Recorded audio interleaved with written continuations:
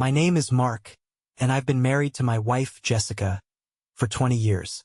We met in our late 20s, built a life together, and raised two amazing kids, Ben, who's off at college now, and Katie, our 16-year-old firecracker who still lives at home. Jessica and I had what I thought was a solid marriage. Sure, things weren't perfect, but whose marriage is after 2 decades? We had our routines, our inside jokes, and our arguments, but there was always love, or at least I thought there was. Looking back now, there were signs, little cracks in the foundation I ignored. I guess I just didn't want to see them. It started subtly. Jessica became different. She started spending more time on her phone, laughing at messages she wouldn't share with me. She suddenly took up jogging, even though she always said she hated it, and spent a fortune on new workout gear. She even started wearing perfume again, something she hadn't done in years. When I asked about it, she'd shrug and say, "I just want to feel good about myself." I believed her. Why wouldn't I? She was my wife. Then came the late nights. She claimed she was out with friends from her yoga class, a hobby she'd picked up around the same time as the jogging. "It's just girl time," she'd say with that dismissive tone that told me not to push. And I didn't. I trusted her. Or maybe I just didn't want to rock the boat. But then, something happened that I couldn't ignore. It was a Wednesday evening, one of her so-called girl nights. Katie had gone to a friend's house for a sleepover, and I was home alone. Jessica had kissed me on the cheek before she left, dressed in her yoga leggings and a tight top she'd recently bought. "Don't wait up," she'd said with a smile that felt off. Normally, I would have let it go, but something nagged at me. I couldn't shake the feeling that something wasn't right. I tried to distract myself by binge-watching a show, but my mind kept wandering. Where was she really? Who was she with? Then, around midnight, I heard her phone buzz. She'd left it charging on the kitchen counter, something she never did. I hesitated for a moment, torn between respecting her privacy and following my gut. But that little voice in my head, the one telling me things didn't add up, wouldn't shut up. I picked up her phone and saw a notification from someone named Tyler. The message said, "Can't wait to see you again. Last night was amazing." My heart sank. I opened the thread, my hands shaking. The messages between Jessica and Tyler made my stomach churn. They weren't just flirty, they were explicit. They'd met up multiple times, including the previous night when Jessica claimed she was at yoga. I felt like the ground beneath me had disappeared. My wife, the woman I'd spent 2 decades with, was cheating on me. And not just with anyone. Tyler was younger. Based on the messages, he couldn't have been more than 25. I put the phone down, pacing the kitchen in disbelief. I told myself there had to be an explanation. Maybe it was just a flirtation, maybe I was misunderstanding. But deep down, I knew the truth. Jessica came home around 2 a.m., reeking of perfume and alcohol. She waltzed in like nothing was wrong, humming a song I didn't recognize. I sat in the dark living room, waiting. "Hey, you're up," she said, startled when she saw me. "What's going on?" I didn't answer. I just held up her phone. The look on Jessica's face when I held up her phone was something I'll never forget. Her confident, carefree demeanor evaporated in an instant. "Mark," she stammered, her voice wavering. "Why are you looking at my phone? Why don't you tell me?"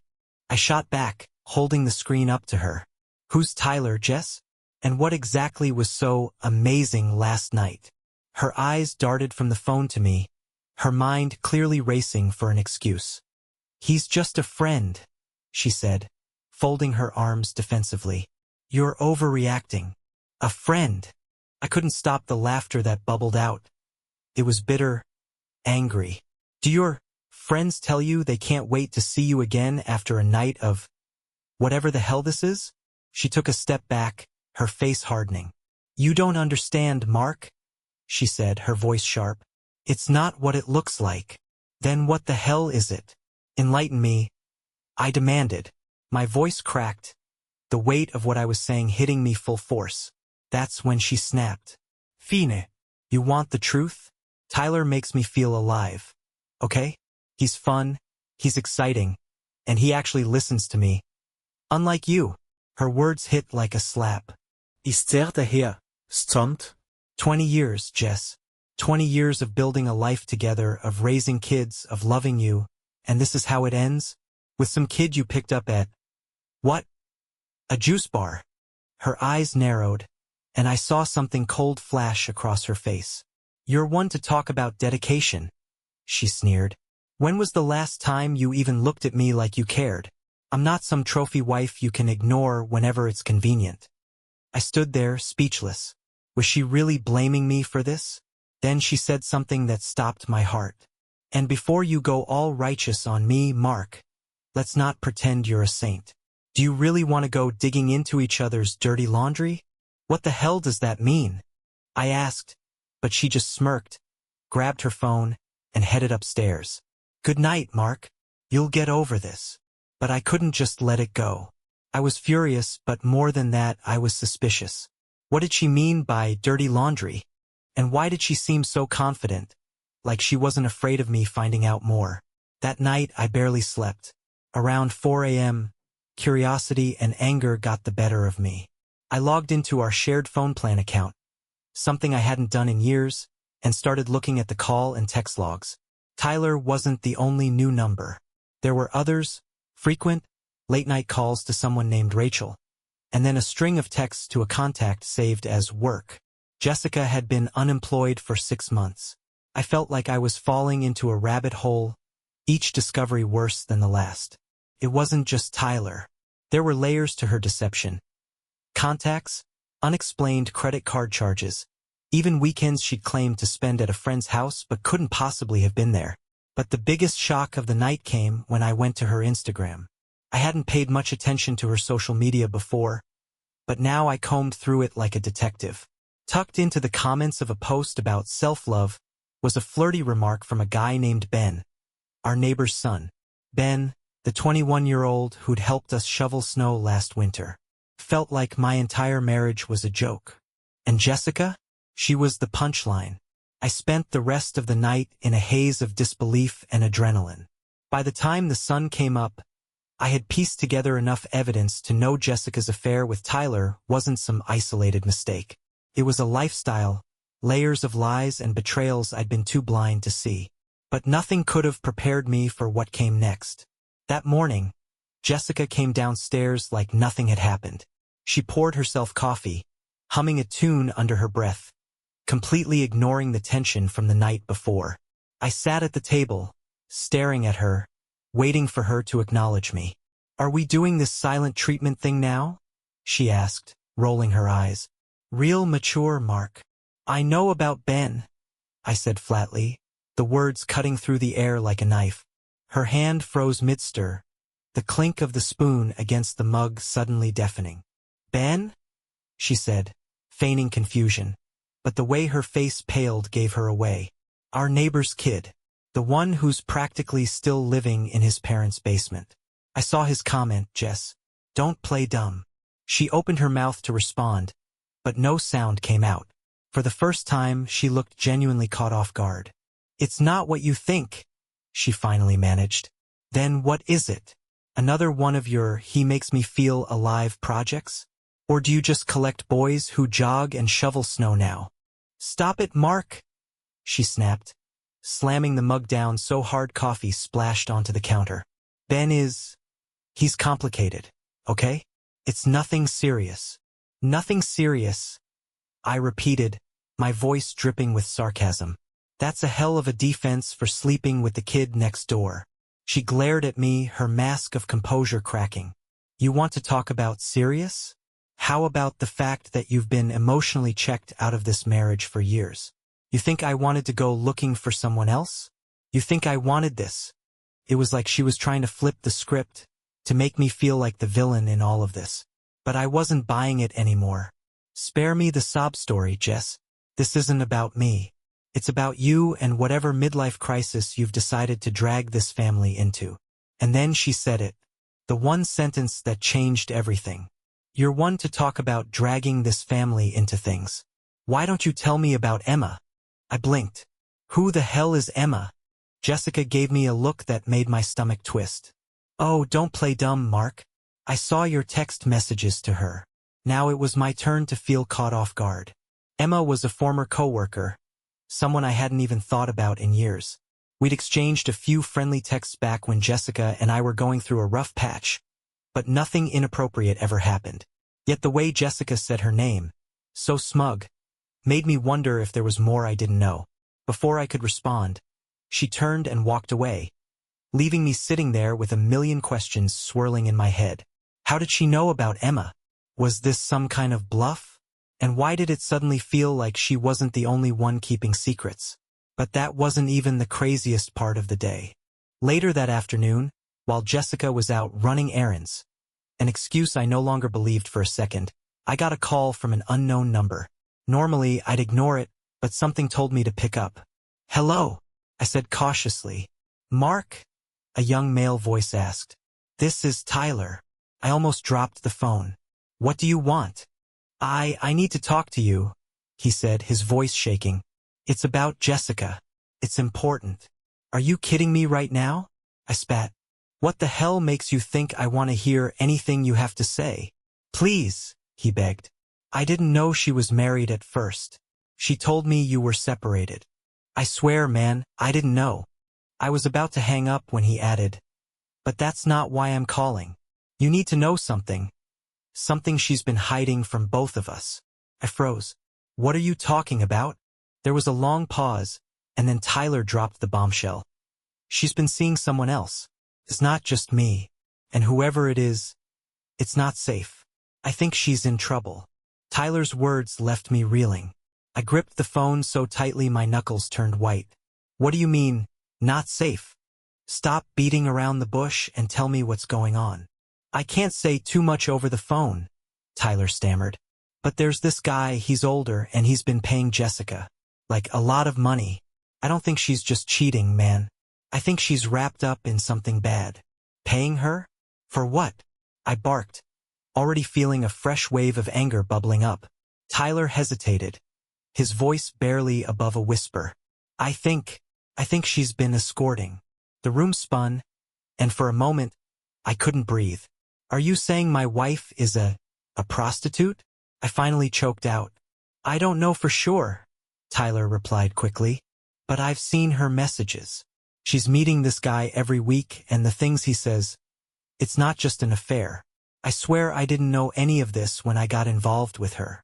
Please, man, you have to believe me." I hung up without another word. I didn't have the patience or mental capacity to deal with Tyler's guilt trip. My mind was racing, trying to make sense of what he'd just told me. Jessica? My Jessica? The woman I'd spent 20 years building a life with. Escorting? No, there had to be another explanation. Tyler was just some punk kid trying to cover his own ass, right? But the seed of doubt had been planted. When Jessica came home that evening, I watched her carefully. She greeted me like nothing was wrong, kissed Katie on the forehead, and went upstairs to freshen up. I knew I had to confront her, but I also knew I needed more proof before I did. So I waited until she was in the shower. Then I did something I never thought I'd do. I opened her laptop. She always left it lying around, assuming I wasn't tech-savvy enough to use it. Well, guess what? I'm not as clueless as she thought. Her email was already logged in, and it didn't take long to find the trail Tyler had mentioned. There they were, emails and calendar appointments with someone named Bradley. He wasn't just sending her flirtatious messages. He was wiring her thousands of dollars. The descriptions in the payment memos made my stomach churn. Dinner and private time, weekend arrangement, special requests. I wanted to stop reading, but I couldn't. There were explicit messages between them, photos she'd sent him that I could barely recognize as my wife. She wasn't just cheating. She was living a double life. I snapped the laptop shut just as Jessica came back downstairs, her hair wet and a towel slung over her shoulders. "What's for dinner?" she asked casually, like she wasn't hiding an avalanche of lies. "Why don't you tell me, Jess?" I said, barely able to keep my voice steady. "What's Bradley's favorite meal?" Her eyes widened, and she froze mid-step. "What did you just say?" "You heard me." I stood up, feeling a strange mix of rage and clarity. "I know, Jess. I know about Tyler, about Ben, and now Bradley. Care to explain why my wife has a secret career I didn't sign up for?" Her expression flickered between shock, anger, and fear. "You've been spying on me?" she hissed, trying to deflect. "Don't you dare turn this around on me," I yelled. "You've been lying to me, to our family, for God knows how long. And now I'm supposed to feel bad for catching you." She backed up, shaking her head. "You don't understand. Bradley's he's just helping me out financially. That's all. It's not what you think." "Oh, spare me," I snapped. "I've seen the emails, Jess. Special requests? Private time? Do you really think I'm that stupid?" And then, in a moment of pure audacity, she said, "Well, maybe if you weren't so boring, I wouldn't have needed to look elsewhere." The words hit me like a sledgehammer. This wasn't just betrayal, it was cruelty. I couldn't take it anymore. "Get out," I said through gritted teeth. "I don't care where you go, but you're not staying here tonight." She looked at me, stunned. "You're kicking me out?" "Damn right I am. Pack a bag and get the hell out." Jessica stormed upstairs, muttering under her breath, and within 20 minutes, she was gone. The house felt eerily quiet without her, but for the first time in weeks, I could breathe. But as I sat there alone, staring at the laptop, I realized this wasn't over. Not by a long shot. Jessica leaving the house didn't bring the relief I expected. Instead, it left a void, one filled with questions, anger, and a gnawing sense of betrayal. The house felt different without her, almost like a stranger had been living there the whole time. I spent the next day in a haze, torn between fury and heartbreak. Katie noticed something was off, but I didn't want to burden her with the details. "Mom's staying with a friend for a few days," I told her when she asked. She shrugged and went back to her phone, thankfully not pressing further. That evening, I got another call from Tyler. This time, I almost didn't answer, but curiosity got the better of me. "Mark," he began, his voice tense, "I just wanted to see if you're okay." "Why do you care?" I snapped. "You're part of the reason my marriage is falling apart." "I know," he said quickly, "but there's something else you need to know about Bradley. He's not who you think he is." "Of course he isn't," I replied bitterly. "He's a sugar daddy or whatever the hell you people call it these days." "No," Tyler said, his tone urgent. "He's dangerous. I found out Jessica isn't the only woman he's involved with, and one of them disappeared last year. That stopped me cold." "Disappeared?" "Yeah. She was another arrangement of his. I only found out because I overheard Jessica talking to one of her friends about it. She's scared of him, Mark. She doesn't show it, but she is." My mind reeled. As much as I hated Jessica for what she'd done, the idea of her being in actual danger hadn't crossed my mind. "Why are you telling me this?" I asked, suspicion creeping into my voice. "Because I didn't sign up for any of this," Tyler admitted. "I didn't know she was married, I didn't know about Bradley, and I sure as hell didn't know this was some twisted game she's playing. Look, I just thought you should know. Be careful." He hung up before I could say anything else. I set the phone down, my hands shaking. What was I supposed to do with this information? Confront Jessica? Call the police? And what would I even say? "Hey, I think my cheating wife might be mixed up with a dangerous man she's been lying about." I decided to dig deeper. If Bradley was dangerous, I needed proof. I started with his name, combing through her emails and social media for clues. It didn't take long to find him. A man in his 50s with a perfectly curated online persona. He looked like your average wealthy businessman. Fancy suits, charity events, the occasional golf tournament. But something about his smile in those photos sent chills down my spine. Then I found it.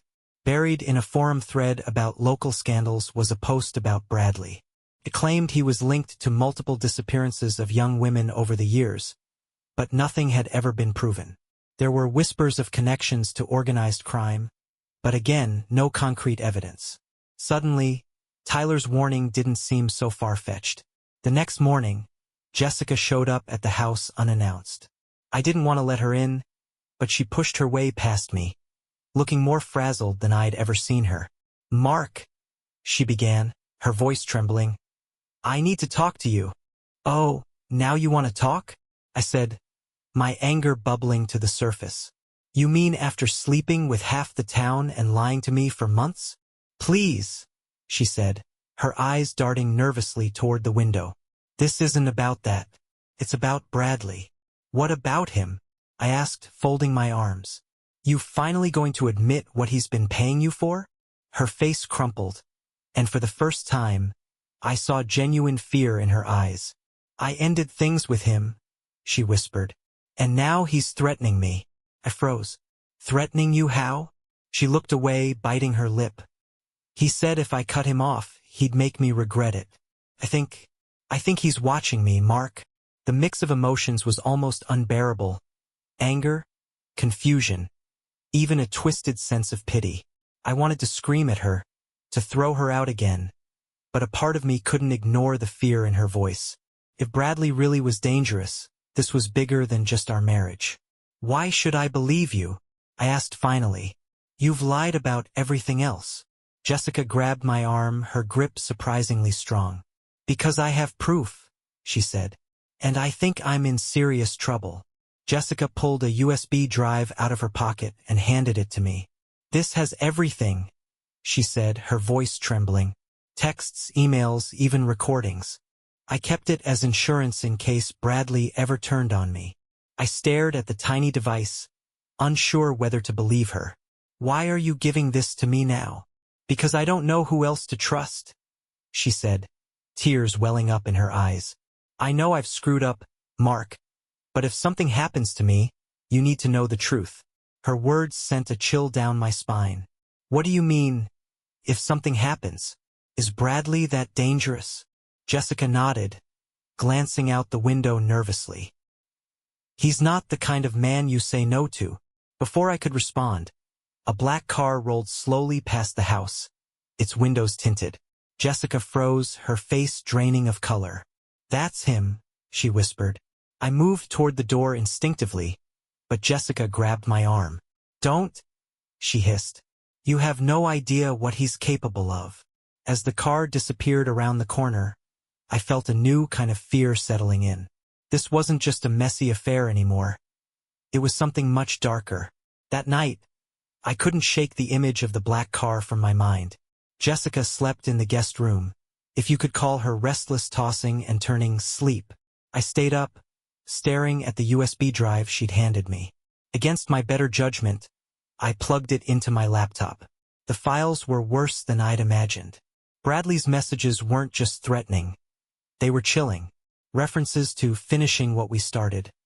Photos of Jessica taken without her knowledge, and cryptic mentions of other women who'd gone quiet. It was clear. This man wasn't just dangerous, he was a predator. But buried among the threats was something else. A single message addressed to me.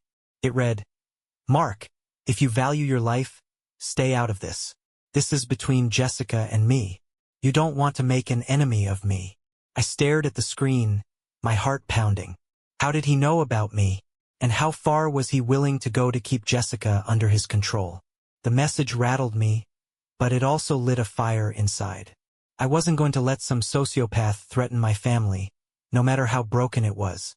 Fueled by anger, I decided to do something reckless. I called Bradley. His voice answered after the second ring, smooth and eerily calm. Mark, he said, as though we were old friends. I was wondering when you'd reach out. You leave my wife alone, I growled. I don't care who you are or what you think you're owed. This stops now. Bradley laughed softly, the sound sending a shiver down my spine. You're in no position to make demands, he said. But since you've involved yourself, perhaps you'd like to meet and discuss this like civilized men. Meet? I asked, my stomach twisting. Why the hell would I do that? Because if you don't, he said, his tone darkening, you'll leave me no choice but to resolve this another way. And trust me, Mark, you won't like my methods. He hung up before I could respond, leaving me staring at the phone in stunned silence. This wasn't just about Jessica anymore. Bradley had made it personal, and now I had no choice but to face him. Against every instinct screaming at me to stay away, I agreed to meet Bradley. He insisted on a neutral location, a dimly lit diner on the edge of town. It was the kind of place where secrets thrived, where people looked the other way. When I arrived, he was already there, sitting in a corner booth. Bradley was everything I expected, slick, self-assured, and exuding the kind of quiet menace that made my skin crawl. He waved me over like we were old friends meeting for coffee. "Mark," he said smoothly as I sat down. "I admire your bravery, though I question your judgment. Most men would have stayed out of this." "I'm not most men," I shot back. "What do you want?" Bradley smirked, leaning back casually. "It's not about what I want, Mark. It's about what Jessica owes me. She made promises, took my money, and then decided she could walk away. That's not how it works." "She's done with you," I said, my voice firm. "Whatever she owes, I'll deal with it. But you leave her and my family out of this." He chuckled, shaking his head. "It's not that simple. See, Jessica has something that belongs to me. Something far more valuable than money." "What the hell are you talking about?" I demanded. Bradley leaned forward, his smile vanishing. "Let's just say Jessica's secrets could ruin more lives than just yours. If she doesn't cooperate, I'll make sure they come to light. And trust me, Mark, you won't like what you find out." I clenched my fists under the table, resisting the urge to lunge at him. "Stay away from her," I growled. "This is your only warning." Bradley smirked again, clearly unfazed. "You've got guts, I'll give you that. But you're playing a game you don't understand. Walk away while you still can, Mark. That's the best advice you'll ever get." As I left the diner, his words echoed in my mind. What secrets could Jessica possibly be hiding that were worse than what I already knew? And was I really prepared to uncover them? I didn't sleep that night. Bradley's cryptic threat about Jessica's secrets gnawed at me like a splinter under my skin. I needed answers, but I didn't know if I was ready for the truth. Still, I couldn't let Bradley control our lives with his vague intimidation tactics. The next day, while Jessica was out, I went back to the USB drive she'd given me. There were folders I hadn't explored yet. Folders labeled with dates and cryptic names. One of them stood out, insurance_confidential. My gut told me this was what Bradley wanted back. Inside the folder were documents, emails, and, most horrifyingly, videos. The first video showed Jessica meeting with Bradley and other men, exchanging envelopes of cash. It wasn't just escorting. It looked like she was part of something much bigger. A network. Another video showed Jessica handing over what looked like a file folder labeled Financial Reports, Bradley Holdings. As I clicked through the documents, it became clear. Bradley wasn't just a manipulative creep. He was involved in illegal activities, money laundering, fraud, and possibly worse. And Jessica? She was complicit, whether willingly or not. The final piece was a recording of Jessica arguing with Bradley. "I'm out," she said, her voice shaking. "I've given you everything you wanted. I'm not doing this anymore." Bradley's response sent chills down my spine. "You don't get to decide when it's over, Jess. You walk away, and I'll bury you. And anyone who gets in my way." Suddenly, her fear made sense. She wasn't just worried about me finding out. She was terrified of what Bradley could do. That evening, Jessica came home to find me waiting for her with the USB drive in hand. "We need to talk," I said, my tone leaving no room for argument. She paled when she saw the drive. "You watched it, didn't you?" she whispered.